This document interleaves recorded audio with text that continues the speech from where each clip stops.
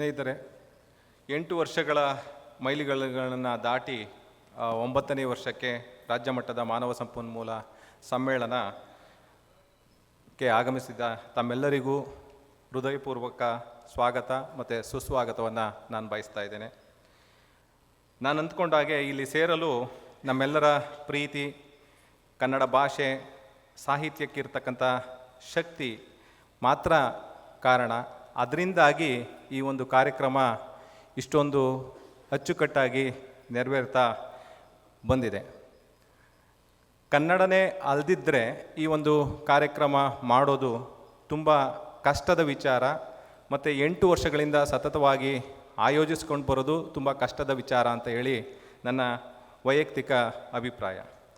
ಯಾಕೆಂದರೆ ಕನ್ನಡ ಸಾಹಿತ್ಯ ಮತ್ತು ಮಾನವ ಸಂಪನ್ಮೂಲ, ಕಾರ್ಮಿಕ ಕಾನೂನು ಮತ್ತು ಕಾರ್ಮಿಕರನ್ನು ಒಳಗೊಂಡು, ಸಮಾಜ ಕಾರ್ಯಕ್ಷೇತ್ರವನ್ನು ಒಳಗೊಂಡು ನಾವು ಈ ಒಂದು ಕಾರ್ಯಕ್ರಮವನ್ನು ರೂಪಿಸಿದ್ದೇವೆ. ನಾನು ಹಣದ ವಿಚಾರದಲ್ಲಿ ಅಷ್ಟೊಂದು ಹೇಳಬೇಕು ಅಂತ ಹೇಳಿ ಭಾವಿಸಿರಲಿಲ್ಲ. ಬಟ್ ಹೀಗೆ ನಾವು ಸ್ನೇಹಿತರೆಲ್ಲ ಮಾತಾಡ್ಕೊಳ್ತಿದ್ದೆವು. ಪ್ರಥಮ ವರ್ಷದ ಒಂದು ಸಮ್ಮೇಳನವನ್ನು ಆಯೋಜಿಸಬೇಕಾದಂಥ ದಿನಗಳಲ್ಲಿ ನಾವೆಲ್ಲರೂ ಮಾತಾಡಿಕೊಂಡು ಅಮ್ಮಮ್ಮ ಅಂತಂದರೆ 1 ಲಕ್ಷ 2 ಲಕ್ಷದೊಳಗಡೆ ಈ ಕಾರ್ಯಕ್ರಮ ನಮ್ಮ ಇದು ವೆಂಕಟಗಿರಿ ಗೌಡ ಹಾಲ್ ಬೆಂಗಳೂರು ಯೂನಿವರ್ಸಿಟಿ ಒಳಗಡೆ ಒಂದು ಚಿತ್ರಾನ್ನ ಪುಳಿಯೋಗರೆ ಕೊಟ್ಟು ಈ ಕಾರ್ಯಕ್ರಮವನ್ನು ಆಯೋಜನೆ ಮಾಡಬೇಕು ಅಂತ ಹೇಳಿ ನಾವು ಭಾವಿಸಿದ್ದು. ಆದರೆ ತದನಂತರ ಪೂರ್ವಭಾವಿ ಸಭೆ ಆದ ನಂತರದಲ್ಲಿ ಈ ಕಾರ್ಯಕ್ರಮಕ್ಕೆ ರೂಪುರೇಷೆಗಳು ಮತ್ತು ಸಿಕ್ಕಂಥ ಸಹಕಾರ, ಕನ್ನಡದ ಮೇಲಿರ್ತಕ್ಕಂಥ ಅಭಿಮಾನ ಮತ್ತು ಮೂರ್ತಿ ಸರ್ ಮತ್ತು BCP ಸರ್ ಅವರು ತೋರಿದಂಥ ಪ್ರೀತಿ, ಇದೆಲ್ಲವನ್ನು ನೋಡಿ ನಾವು ಹೋಟೆಲ್ ಕ್ಯಾಪಿಟಲಲ್ಲಿ ಮಾಡೋಣ ಅಂತ ಹೇಳಿ ಭಾವಿಸ್ತು. ತದನಂತರ ನಿಮ್ಮ ಮಾಹಿತಿಗಾಗಿ ಹೇಳೋದು ಅಂತಂದರೆ ಸುಮಾರು ಪ್ರತಿ ವರ್ಷ 10 ರಿಂದ 12 ಲಕ್ಷ ವೆಚ್ಚ ಮಾಡಿದ್ದೀವಿ. ಇವಾಗ 8 ವರ್ಷ ಅಂತಂದರೆ ಸುಮಾರು 1 ಕೋಟಿಗೂ ಹೆಚ್ಚು ಹಣವನ್ನು ಈ ಒಂದು ಕಾರ್ಯಕ್ರಮದ ಒಂದು ವೆಚ್ಚಕ್ಕೆ ನಾವು ಭರಿಸಿದ್ದೇವೆ. ಈ ಒಂದು ನಿಟ್ಟಿನಲ್ಲಿ ಹಲವಾರು ಪುಸ್ತಕಗಳು ಹೊರಬಂದಿದೆ, ಸಾಹಿತ್ಯ ರೂಪಿಸಿದ್ದೀವಿ. ಹಲವಾರು ನಾಡಿನ ಗಣ್ಯರು ಈ ಒಂದು ಕಾರ್ಯಕ್ರಮಕ್ಕೆ ಬಂದು ಹೋಗಿದ್ದಾರೆ. ಮತ್ತು ಕನ್ನಡ ಸಮ್ಮೇಳನವನ್ನು ಆಯೋಜಿಸುತ್ತಿರುವುದು ನನಗನ್ಸೋದು ಕೇವಲ ಕನ್ನಡ ಅಂತ ಮಾತ್ರ ಅಲ್ಲ, ಕನ್ನಡಿಗರೆಲ್ಲ ಮಾನವ ಸಂಪನ್ಮೂಲ ಅಧಿಕಾರಿಗಳು ಇಂಗ್ಲೀಷ್ನಲ್ಲೂ ಅತ್ಯಂತ ಪ್ರೌಢಿಮೆ ಪಡೆದು MNC ಕಂಪನಿಗಳಲ್ಲಿ ಸ್ಪರ್ಧಾತ್ಮಕವಾಗಿ ಬೆಳೆದು ಎಲ್ಲ ಕನ್ನಡಿಗರಿಗೆ ಕೆಲಸಗಳನ್ನ ಕೊಡೋದ್ರ ಮುಖಾಂತರ ಒಂದು ಕುವೆಂಪು ಅವರ ಆಶಯದಂತೆ ವಿಶ್ವ ಮಾನವ ಸಂದೇಶವನ್ನು ಸಾರಲಿ ಅಂತಕ್ಕಂಥದ್ದು ಇದರ ಉದ್ದೇಶ.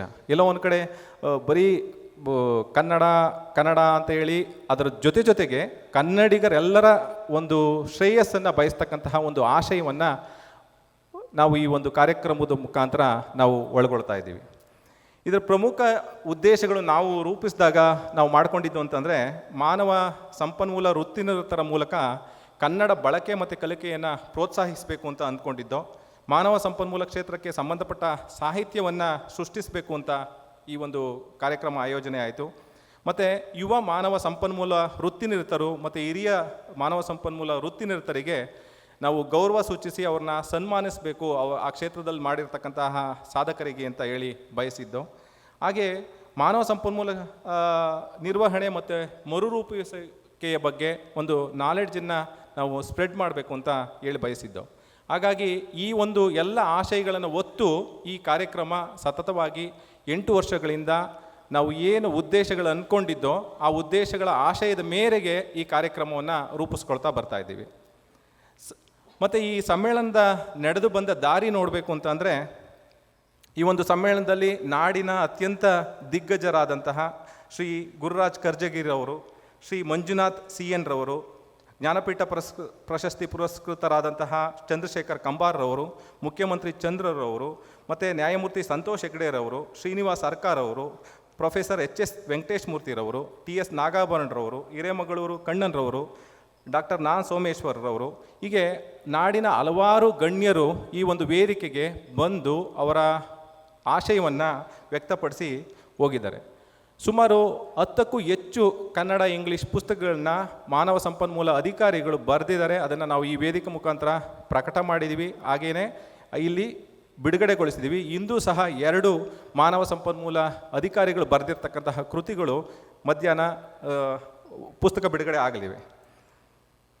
ಮತ್ತು ನಾವು ಇದುವರೆಗೂ ಮಾಡಿರ್ತಕ್ಕಂತಹ ಕೆಲಸಗಳನ್ನು ನಾವು ಯೂಟ್ಯೂಬ್ ಚಾನಲಲ್ಲಿ ದಾಖಲಿಸಿದ್ದೀವಿ. ಅದು ಪ್ರಮುಖ ಪತ್ರಿಕೆಗಳಲ್ಲಿ ಕಂಪನಿಗಳಲ್ಲಿ ಯಾವ ರೀತಿ ಕನ್ನಡ ಮತ್ತು ಈ ಒಂದು ಭಾಷೆ ಮೇಲಿನ ಅಭಿಮಾನವನ್ನು ಬೆಳೆಸ್ಕೊಬೇಕು ಅಂತೇಳಿ ಪ್ರಮುಖ ಪತ್ರಿಕೆಗಳಲ್ಲೇ ಅದು ದಾಖಲಾಗಿದೆ.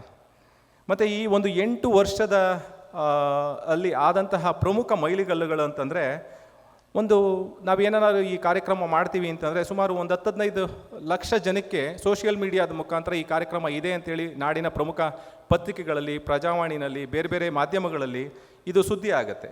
ಹಾಗೆ 60ಕ್ಕೂ ಹೆಚ್ಚು ಹಿರಿಯ ಮಾನವ ಸಂಪನ್ಮೂಲ ವೃತ್ತಿನಿರತರನ್ನು ಈ ವೇದಿಕೆ ಕರೆದು ಗುರುತಿಸಿದ್ದೀವಿ ಮತ್ತು ಗೌರವಿಸಿದ್ದೀವಿ. ಅವ್ರು ಯಾರು ಅಂತ ಹೇಳಿ ಪರಿಚಯ ಮಾಡಿಕೊಟ್ಟಿದ್ದೀವಿ. ಮತ್ತು 35ಕ್ಕೂ ಹೆಚ್ಚು ಕಂಪನಿಗಳಲ್ಲಿ ಆಗ್ತಕ್ಕಂತಹ CSR ಮತ್ತು ಬೇರೆ ಬೇರೆ ಪಾಶ್ ಈ ಒಂದು ಕ್ಷೇತ್ರಗಳನ್ನು ಗುರುತಿಸಿ ನಾವು ಗೌರವಿಸಿದ್ದೀವಿ. ಮತ್ತು 100ಕ್ಕೂ ಹೆಚ್ಚು ವಿವಿಧ ಕ್ಷೇತ್ರದ ಸಾಧಕ ಸಂಪನ್ಮೂಲ ವ್ಯಕ್ತಿಗಳನ್ನು ಕರೆಸಿ, HR ಫ್ರೆಟರ್ನಿಟಿಲಿರ್ತಕ್ಕಂಥ ಎಕ್ಸ್ಪರ್ಟ್ಸ್ಗಳನ್ನ ಕರೆಸಿ ಈ ವೇದಿಕೆ ಮುಖಾಂತರ ಅವರ ನಾಲೆಡ್ಜನ್ನು ಒಂದು ಮಾನವ ಸಂಪನ್ಮೂಲ ಕ್ಷೇತ್ರಕ್ಕೆ ಪಸರಿಸತಕ್ಕಂತಹ ಒಂದು ಕಾರ್ಯಕ್ರಮವನ್ನು ಮಾಡಿದ್ದೀವಿ. ಮತ್ತು 1000ಕ್ಕೂ ಹೆಚ್ಚು ವಿದ್ಯಾರ್ಥಿಗಳಿಗೆ ಈ ಒಂದು ವೇದಿಕೆ ಮುಖಾಂತರ ಈ ಒಂದು ಕಾರ್ಯಕ್ರಮಕ್ಕೆ ಅತಿ ಕಡಿಮೆ ದರದಲ್ಲಿ ಭಾಗವಹಿಸೋದಕ್ಕೆ ಮತ್ತು ಬೇರೆ ಬೇರೆ ಇದ್ರ ಮುಖಾಂತರ ನಾವು ಅವರಿಗೆ ಸಹಕಾರ ಮಾಡಿದ್ದೀವಿ. ಮತ್ತು ಈ ಒಂದು ಪ್ರಥಮ ಮತ್ತು ದ್ವಿತೀಯ ಸಮ್ಮೇಳನದಲ್ಲಿ HR ಹಾಗೂ ಮಾನವ ಸಂಪನ್ಮೂಲ ಕ್ಷೇತ್ರಕ್ಕೆ ಸಂಬಂಧಪಟ್ಟಂತಹ ಲೇಖನಗಳನ್ನು ಆಹ್ವಾನಿಸಿ ಅವನ್ನು ಪ್ರಕಟ ಮಾಡಿ ಇಂದಿಗೂ ಸಹ ಅವು ವೆಬ್ಸೈಟ್ನಲ್ಲಿ ದಾಖಲಾಗಿವೆ. ಹೀಗಾಗಿ ಈ ಒಂದು ಕಾರ್ಯಕ್ರಮದ ಮುಖಾಂತರ ಕೆಲವೊಂದು ಸಲ ನೀವು ಏನು ಸಾಧನೆ ಮಾಡೋದಕ್ಕೆ ಅಂತೇಳಿ ಈ ಕಾರ್ಯಕ್ರಮ ಮಾಡ್ತಾ ಇದ್ದೀರಾ, ಈ ಕಾರ್ಯಕ್ರಮದಿಂದ ಏನು ಉಪಯೋಗ, ಸೊ ಈ ರೀತಿಯಾದಂತಹ ಚಿಕ್ಕ ಪುಟ್ಟ ಕಟು ಟೀಕೆಗಳು ಬಂದಾಗ ನಾವು ಹೇಳೋದು, ನೋಡಿ ಇಷ್ಟೆಲ್ಲ ಮಾಡಿದ್ವಿ ಒಂದು ಚಿಕ್ಕ ಪ್ರಯತ್ನದಲ್ಲಿ ಅಂತ ಹೇಳ್ತಕ್ಕಂಥ ಒಂದು ಪ್ರಯತ್ನ ಮಾಡಿದ್ವಿ.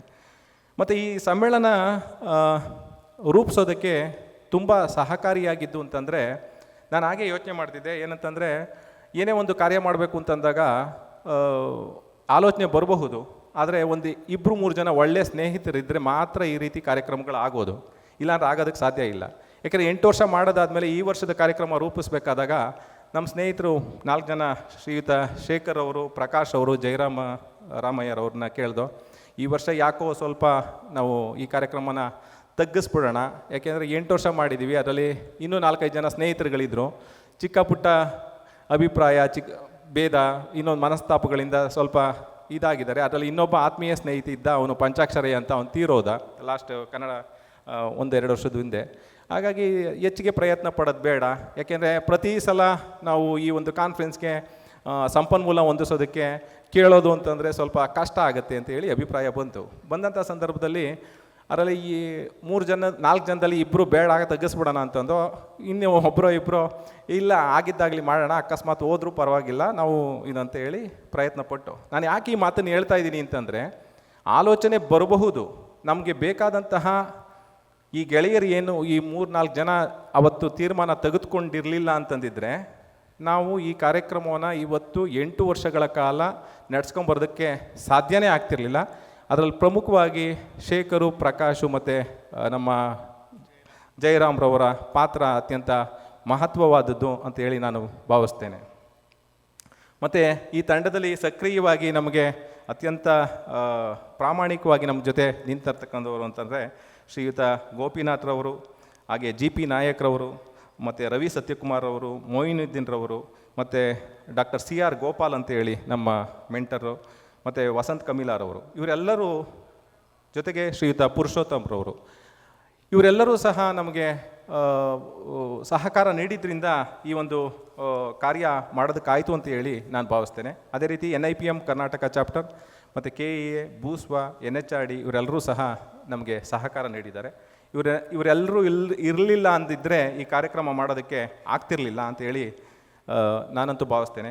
ಕೊನೆಯದಾಗಿ ದೇಣಿಗೆ ನೀಡಿ ನಾವು ಇಷ್ಟೆಲ್ಲ ಮಾಡ್ತಾಯಿದ್ದಾಗ ಈ ಬಾರಿಯಂತೂ ನಾವು ನಮ್ಮ ತಂಡದ ವತಿಯಿಂದ ನಾವು 4 ಜನ ಯಾರಿದ್ದೀವಿ, ಯಾರನ್ನೂ ಸಹ ನೀವು ದೇಣಿಗೆ ಕೊಡಿ ಅಂತ ಕೇಳಲಿಲ್ಲ. ಅದೇನೋ ಗೊತ್ತಿಲ್ಲ, ಬಟ್ ನಾವು ಹೋಗೋದಕ್ಕಿಂತ ಮುಂಚಿತವಾಗಿಯೇ ಶ್ರೀ BCP ಸರ್ ಅವರು ಇರ್ಬೋದು, SN ಮೂರ್ತಿ ಸರ್ ಅವರು ಇರ್ಬೋದು, ಅವರು ನಮಗೆ ಕಾರ್ಯಕ್ರಮಕ್ಕೆ ದೇಣಿಗೆನ ಬರೆದಿಟ್ಟಿದ್ರು, ನಾವು ಹೋಗಿ ಕಲೆಕ್ಟ್ ಮಾಡ್ಕೊಂಬಂದು ಅಷ್ಟೇ. ಸೊ ಅದೇ ರೀತಿ ಈ ದೇಣಿಗೆ ಕೊಟ್ಟಂತಹ ಎಲ್ಲರಿಗೂ ನಮಗೆ ಅತ್ಯಂತ ಮಹತ್ವಪೂರ್ಣರು. ಹಾಗಾಗಿ ಅವ್ರಿಗೆ ನಾನು ಈಗ ನಮ್ಮೆಲ್ಲರ ಪರವಾಗಿ ಅಭಿನಂದನೆ ಸಲ್ಲಿಸ್ತಾ ಇದ್ದೇವೆ. ಮತ್ತು ಕೊನೆಯದಾಗಿ ನಾನು ಜಾಸ್ತಿ ಸಮಯ ತಗೊಳ್ಳಲ್ಲ. ನಮ್ಮ ಸ್ನೇಹಿತರೊಬ್ರು ಹೇಳಿದ್ರು ಏನಂತಂದ್ರೆ, ನೀನು ಹೋಗಿ ಮಾತಾಡಬೇಡ, ನಾವು ಮಾಡಿರೋ ಕಾರ್ಯಕ್ರಮ ಏನು ಅಂತ ಹೇಳಿ ಅದೇ ಮಾತಾಡುತ್ತೆ, ನೀನು ಹೋಗಿ ಮಾತಾಡೋದ್ರಿಂದ ಏನು ಪ್ರಯೋಜನ, 8 ವರ್ಷದಿಂದ ಅದನ್ನೇ ಮಾತಾಡ್ತಾ ಇದೆಯಾ ಅಂತ ಹೇಳಿ ನಮ್ಮ ತಂಡದ ಸದಸ್ಯರೊಬ್ಬರು ಮಾಹಿತಿ ಕೊಟ್ಬಿಟ್ಟಿದ್ದಾರೆ. ಹಾಗಾಗಿ ಅವ್ರ ಮಾತನ್ನು ಮೀರಿ ಮಾತಾಡ್ತಾ ಇದ್ದೀನಿ. 10ನೇ ವರ್ಷದ ಒಂದು ಕಾರ್ಯಕ್ರಮ. ಇಲ್ಲಿ ಇಸ್ರೇಲ್ ಇಮ್ರಾಜ್ರವರು ಇದ್ದಾರೆ. ಅವರು HR ತಮಿಳ್ ಕಾನ್ಫರೆನ್ಸನ್ನು ಒಂದು ರೆಸಾರ್ಟಲ್ಲಿ ಮಾಡಿ, ಕೇಳಿದೆ ನಾನು, 10 ವರ್ಷದಿಂದ ರೆಸಾರ್ಟಲ್ಲಿ ಮಾಡ್ತಾರಂತೆ, 2 ವರ್ಷ ಮಾಡ್ತಾರಂತೆ, ಅಲ್ಲ 2 ದಿವಸ. ಎಲ್ಲ HR ಪ್ರೊಫೆಷನಲ್ಸು ಆ ರೆಸಾರ್ಟಲ್ಲಿ ಉಳ್ಕೊಂಡಿರ್ತಾರಂತೆ. ಸೊ ಹಾಗಾಗಿ ಈ ಸಲ ನನ್ನನ್ನು ಕರೆದಾಗೂ ನಾನು ಕೇಳಿದೆ ಎಷ್ಟು ಜನ ರಿಜಿಸ್ಟ್ರೇಷನ್ ಅಂತ. ಸರ್ 450ರಿಂದ 500 ಜನ ಆಗಿದ್ದಾರೆ, 200 ರಿಜಿಸ್ಟರ್ ಆಗ್ತಾ ಇದ್ದಾರೆ, ಬಟ್ ಅವ್ರಿಗೆ ಜಾಗ ಇಲ್ಲ ಆ ರೆಸಾರ್ಟಲ್ಲಿ ಅಂತ ಅಂದರು. ಹಾಗಾಗಿ 10ನೇ ವರ್ಷದನ್ನು ನಾವು ಜನವರಿಯಿಂದನೇ ನೋಡೋಣ. ನಾವು ಒಂದು ದಿವಸ ರೆಸಾರ್ಟಲ್ಲಿ ಪ್ಲ್ಯಾನ್ ಮಾಡಿ ಎಲ್ಲ HR ಪ್ರೊಫೆಷನಲ್ಸ್ನೂ ಆ ಒಂದು ರೆಸಾರ್ಟಲ್ಲಿ ಉಳಿಸ್ತಕ್ಕಂಥದ್ದು. ಮತ್ತು ಯಾರ್ಯಾರು ಹಿರಿಯರಿದ್ದಾರಲ್ಲ, SN ಮೂರ್ತಿ ಸರು ಮತ್ತು DR ನಾಗರಾಜ್ ಅವರು, ಆ ಒಂದು ದಿವಸ ರಾತ್ರಿ 2 ದಿವಸ ಅಲ್ಲ ಅಂದರು, 1 ದಿವಸ ರಾತ್ರಿನಾದ್ರೂ ಉಳಿಸ್ಕೊಳ್ಳೋಣ ಅಂತೇಳಿ ಪ್ಲ್ಯಾನ್ ಮಾಡ್ತಾಯಿದ್ದೀವಿ. ಹಾಗಾಗಿ ನಿಮ್ಮೆಲ್ಲರ ಒಂದು ಆಶಯ, ಸಹಕಾರ, ಬೆಂಬಲ ಹೀಗೆ ಇರಲಿ ಅಂತ ಹೇಳಿ ನನ್ನ ಚಿಕ್ಕದಾದ ಮಾತನ್ನು ಮುಗಿಸ್ತಾ ಇದ್ದೀನಿ. ಎಲ್ರಿಗೂ ವಂದನೆಗಳು, ನಮಸ್ಕಾರ. ಧನ್ಯವಾದಗಳು ನಮ್ಮ ರಮೇಶ್ ಸರ್ ಅವ್ರಿಗೆ. ಖಂಡಿತವಾಗಿಯೂ ಮುಂದಿನ ವರ್ಷ ರೆಸಾರ್ಟಲ್ಲಿ ಮಾಡಲಿ. ನಮ್ಮ ಈ ಸಮ್ಮೇಳನ 2 ದಿನ ನಾವೆಲ್ಲರೂ ಒಟ್ಟಿಗೆ ಸೇರುವಂತಾಗಲಿ ಅಂತ ನಾವು ಕೂಡ ಆಶಿಸ್ತೇವೆ ಸರ್.